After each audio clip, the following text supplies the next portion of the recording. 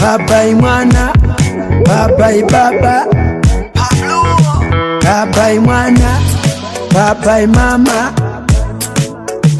Ini newe taisafanira kuparadzana. Yokuda uri pamoyo, mwana wangu. Yokudai muri pamoyo, abereki vangu. Ukagara veduwe munonyora tsamba. Kungogara veduwe ndichanyora tsamba. Kurise ikoko vakadiva na gogo. Kwakadi koko tinofara mwana, kuti uchifara mwana. Ticha vakandirova kuchikoro pedza ndokunditi toko. Hazvina mhaka mwana, dzidzo yakanaka mwana. Yokuda uri pamoyo, mwana wangu.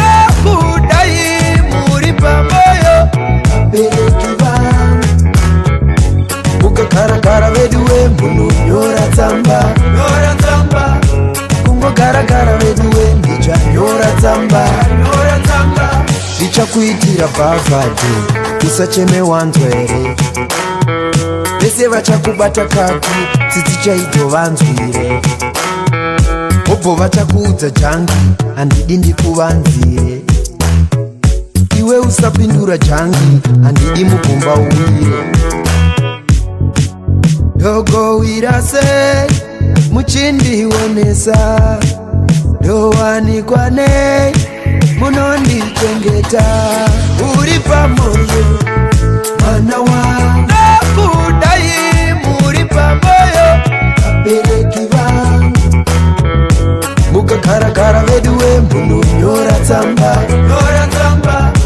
Kungogara veduwe ndichanyora tsamba.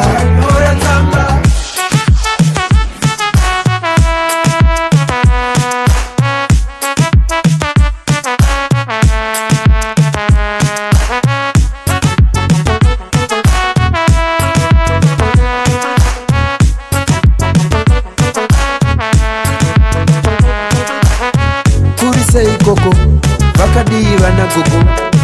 Kwakadi ikoko tinofara mwana, kuti uchifara mwana. Ticha vakandirova kuchikoro pedza ndokunditi toko. Hazvina mhaka mwana, dzidzo yakanaka mwana. Yokuda uri pamoyo, mwana wangu.